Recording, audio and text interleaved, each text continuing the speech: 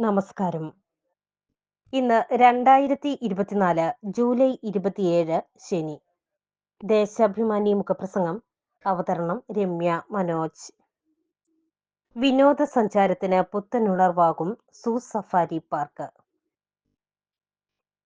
തിരുവനന്തപുരം ആസ്ഥാനമായ മ്യൂസിയം മൃഗശാല വകുപ്പിന്റെ കീഴിൽ കേരളത്തിലെ ആദ്യ സൂ സഫാരി പാർക്ക് തളിപ്പറമ്പ് ആലക്കോട് സംസ്ഥാന പാതയോരത്തെ പ്രകൃതി മനോഹരമായ നാടുകാണിയിൽ സ്ഥാപിക്കുകയാണ്. അന്താരാഷ്ട്ര നിലവാരം ഉറപ്പാക്കാൻ ലോകപ്രശസ്ത വാസ്തുവിദ്യ മൃഗശാല വിദഗ്ധരുടെ സഹായങ്ങൾ തേടും. സ്ഥലം MLA MV ഗോവിന്ദൻ ഏതാനും വർഷങ്ങളായി മുന്നോട്ട് വെക്കുന്ന പദ്ധതിയാണിത്.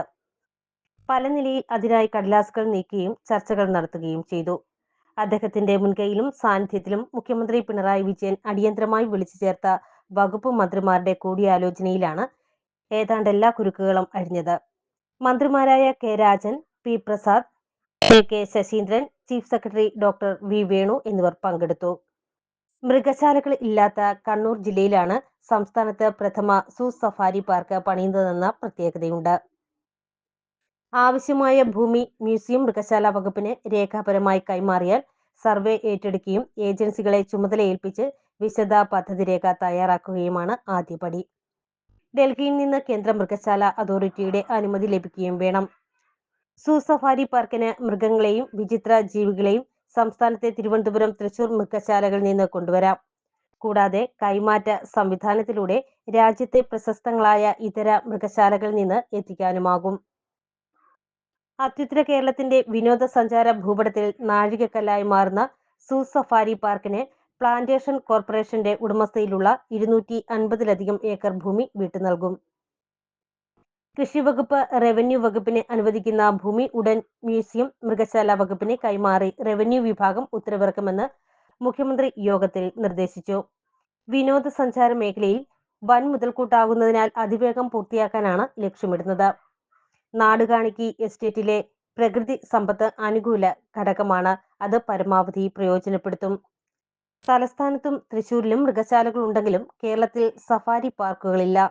സ്വാഭാവികമായ പ്രകൃതിദത്ത പശ്ചാത്തലത്തിലും അന്തരീക്ഷത്തിലും പക്ഷിമൃഗാദികൾക്കും ഇഴജന്തുക്കൾക്കും സ്വൈര്യവിഹരണം നടത്താനാകും വിധമായിരിക്കും പുതിയതിന്റെ പൂർത്തീകരണം. വിനോദസഞ്ചാരികൾക്ക് സുരക്ഷിതമായ കവചിത വാഹനങ്ങളിൽ പാർക്കിലൂടെ സഞ്ചരിക്കാൻ സൗകര്യമുണ്ടാകും. അനുബന്ധമായി വൈവിധ്യമാർന്ന സസ്യജാലങ്ങളുടെ കലവറയായ ബോട്ടാണിക്കൽ ഗാർഡൻ, ജലം പാഴാക്കാതെ സംഭരിക്കാൻ കൂറ്റൻ മഴവെള്ള സംഭരണി, പ്രകൃതിദത്ത ചരിത്ര മ്യൂസിയം, സാംസ്കാരിക പൈതൃകം വിളിച്ചോതുന്ന ചിത്രമെഴുത്ത് തുടങ്ങിയവയുമുണ്ടാകും. മൃഗങ്ങളെപ്പറ്റി അടുത്ത് മനസ്സിലാക്കാൻ സൗകര്യമൊരുക്കും. തുടർന്നാകും സഫാരി. സ്വാഭാവിക വനാന്തരീക്ഷത്തിൽ തുറന്ന കൂടുകളിലാകും മൃഗങ്ങൾ. ഭൂമി കൈമാറ്റം നടന്നതോടെ നാടുകാണിയിലെ സൂ സഫാരി പാർക്ക് പദ്ധതിയുടെ നടപടിക്രമങ്ങൾക്ക് വേഗമേറി. സർവേ ഉടൻ പൂർത്തിയാക്കി വിശദ DPR തയ്യാറാക്കും. പ്ലാന്റേഷൻ കോർപ്പറേഷന്റെ 256 ഏക്കർ ഭൂമി റവന്യൂ വകുപ്പിന് കൈമാറിയത് 10 ദിവസത്തിനകം മൃഗസംരക്ഷണ വകുപ്പിന് വിട്ടുനൽകും. അതോടെ സർവേ നടപടി ആരംഭിക്കും. പ്ലാന്റേഷൻ കോർപ്പറേഷന്റെ ഉടമസ്ഥയിൽ നാടുകാണിയിൽ ചപ്പാരപ്പടവ്, കുറുമാത്തൂർ പഞ്ചായത്തുകളിലായി 300 ഏക്കർ സ്ഥലമാണുള്ളത്. ജൈവ വൈവിധ്യങ്ങളാൽ സമ്പന്നം, പ്രകൃതി സംരക്ഷിച്ചും പക്ഷിമൃഗാദികൾക്ക് ആവാസ വ്യവസ്ഥ ഒരുക്കിയുമാണ് കേരളത്തിലെ ഏറ്റവും വലിയ മൃഗശാലയുടെയും പാർക്കിന്റെയും രൂപകൽപ്പന.